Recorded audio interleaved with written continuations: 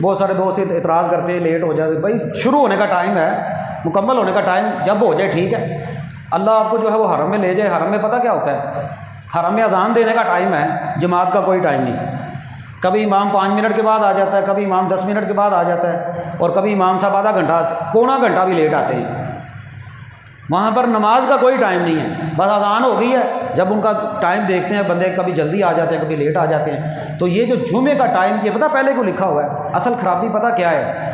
خرابی یہ ہے ہمارے ساتھ ہوا کیا، ہم نے یہ نسلوں کی بیماری ہے، نسلوں کی، کوئی تھوڑی بیماری تو ہے نہیں، یہ نسلوں کی بیماری ہے۔ مساجد میں ہم نے خود ہی بڑے بڑے کیلنڈر اور ٹائم ٹیبل لکھ کرنا مسجدوں کے باہر بھی لگائے ہوئے ہیں، مسجدوں کے اندر بھی لگائے ہوئے ہیں۔ نماز جمعہ 1:30 بجے، نماز جمعہ 2 بجے، وہ ٹائم دیکھ لیتے ہیں اور دیکھ لیتے ہیں کہ نماز کس ٹائم کھڑی ہوگی، آ جاتے ہیں۔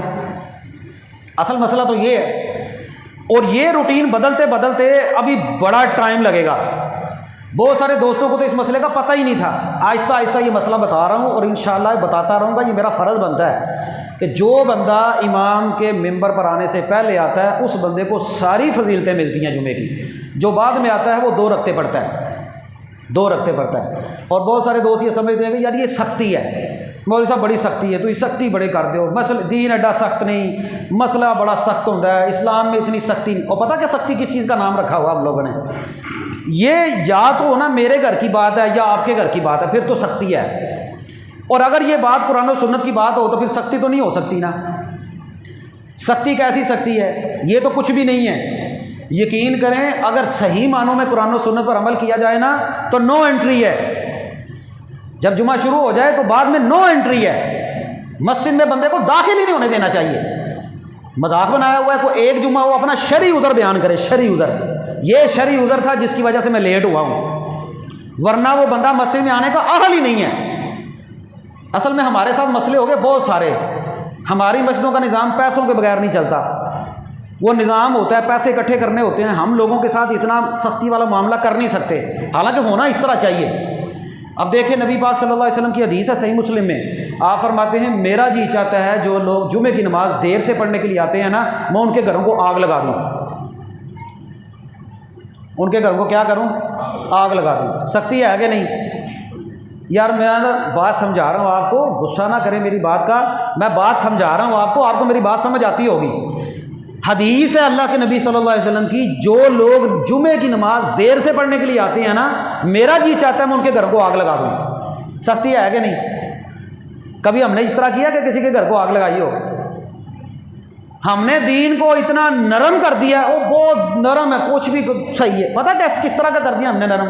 مولویوں نے کیا کیا ہے، اب انہوں نے پتہ کیا، انہوں نے کہا تھی جھنڈیاں لاؤ، محفل کراؤ، میلاد کراؤ، 2-4 دیگاں پکاؤ، تہاڈی بخشش، تسی بخشے بخشائے ہو۔ یہ صحیح ہے؟ یا یہ دنیا میں بتایا جائے کہ یار یہ کام غلط ہو رہا ہے؟ دنیا کا کوئی کام ہم بے ترتیبہ کرتے ہیں؟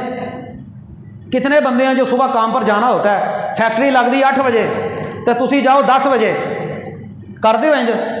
کبھی اس طرح ہوا ہے کہ کام پر جانا ہو بندے نے 8 بجے، فیکٹری کا دروازہ کی ہوتا ہے بند ہو جاتا ہے، کرتے ہیں کہ نہیں کرتے؟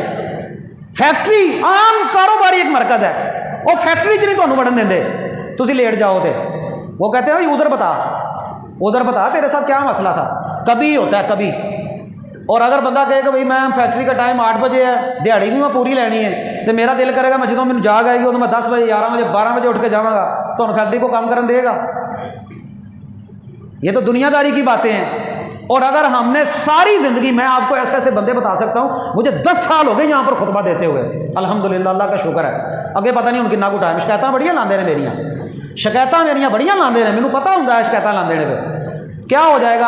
اور رازق آپ تو نہیں ہے نا، اور رازق اللہ ہے، اور میں یہ کام رزق کے لیے نہیں کرتا، اگر رزق کے لیے کرنا ہونا تو میں آپ سب کو راضی کر کے تہاڈی جیباں جو پیسے کਢਾواں، میرا مقصد پیسے نکلوانا نہیں ہے، میرا مقصد اللہ کو راضی کرنا ہے۔ میں آپ کو بتاتا ہوں یہ کام غلط ہے، یہ کام غلط ہے، بے ترتیبے سارے کام ہمارے صحیح ہوتے ہیں دنیا داری کے، دین ہی اتنا یتیم اور مسکین رہے گا، جو جس کا چاہتا ہے جیسے چاہتا ہے، مسئلہ سخت ہے جی، مسئلہ سخت ہے، مسئلہ کیسے سخت ہے؟ یہ صبح سکول کا ٹائم ہوتا ہے، یقین کریں 7 بجے 7:30 بجے سکول لگتا ہے، کنے بجے چھڑ کے آتے ہو بچوں سکولے؟